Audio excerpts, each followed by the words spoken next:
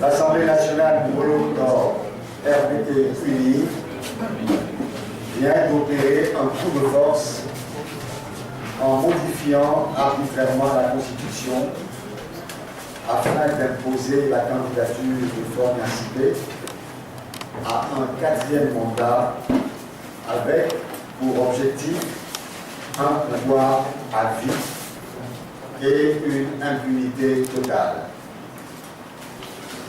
Ainsi, en lieu et place de la limitation du nombre de mandats présidentiels à 2 mandats de 5 ans chacun, soit au total 10 ans, conformément aux réformes politiques prescrites par l'APG, les députés de l'Assemblée monocolore RPT unie ont troqué la prorogation de leur mandat législatif contre la conservation indue du pouvoir par Faure Gnassingbé, qui refuse obstinément toute réforme politique conforme aux aspirations profondes du peuple togolais.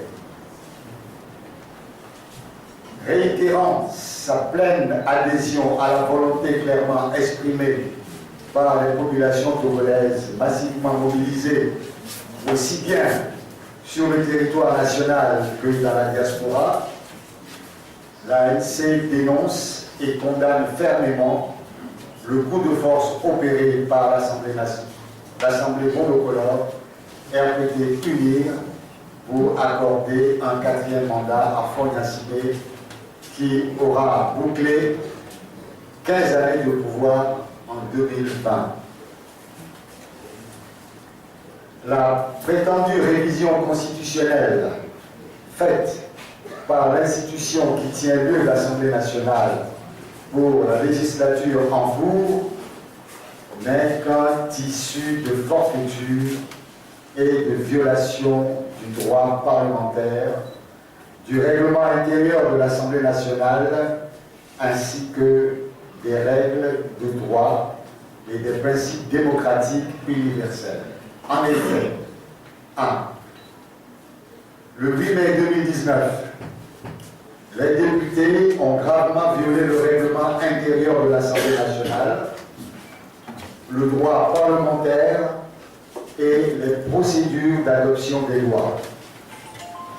Le gouvernement ayant soumis un projet de loi de révision constitutionnelle concernant 3 articles, les articles 59, 60 et 100 de la Constitution, il est absolument inconcevable, inacceptable et irrecevable, à moins d'une forfaiture délibérément programmée, d'introduire plusieurs autres articles qui sont hors du cadre du projet de loi gouvernemental.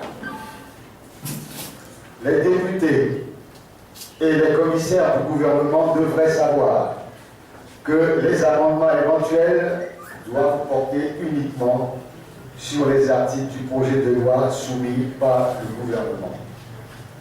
En effet, l'amendement se présente comme le corollaire du droit d'initiative,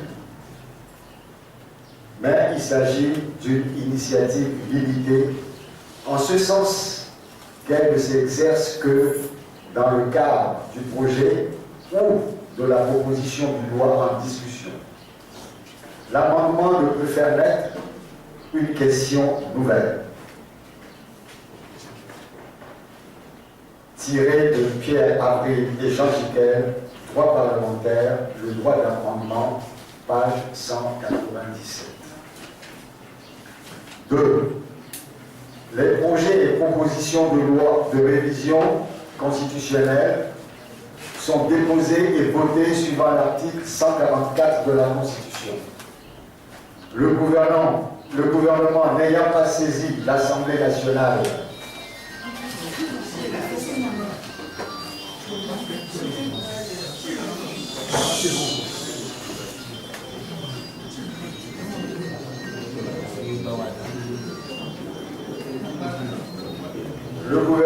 le gouvernement n'ayant pas saisi l'Assemblée nationale pour modification de l'article 158, ainsi que les 22 autres modifications non demandées, seuls les articles 59, 60 et 100 sont concernés par d'éventuels amendements.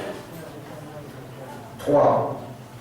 En modifiant la loi sur la décentralisation par une disposition qui supprime la préfecture comme collectivité locale avec comme conséquence la suppression des conseils préfectoraux ainsi que des élections préfectorales, le régime RPT UNIR viole le protocole additionnel de la CEDEAO sur les processus électoraux qui interdit toute modification non consensuelle du cadre électoral dans la période des 6 mois qui précèdent le scrutin. 4. Enfin, l'Assemblée nationale de la législature en cours n'est pas représentative du peuple congolais. Issue des élections législatives du 20 décembre 2018, elle est frappée d'illégitimité au regard de la grande faiblesse de la participation des populations à ces élections. De plus, sa composition monocolore la disqualifie pour voter unilatéralement une loi de révision constitutionnelle, laquelle requiert une majorité qualifiée permettant de réunir un consensus minimum intégrant les voix de tendances politiques différentes. En conséquence de ce qui précède, l'ANC a déposé une requête auprès de la Cour constitutionnelle en annulation de toutes les modifications opérées par l'Assemblée nationale le 8 mai 2019 et entend saisir les juridictions compétentes internationales.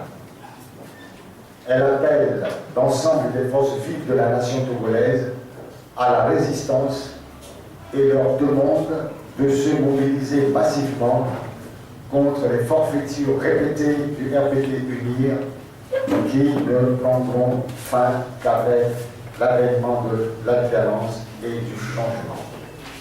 Fait à nommer le 15 mai 2019 pour le Bureau national, la vice-présidente, Maître Amélie Manali Isabelle.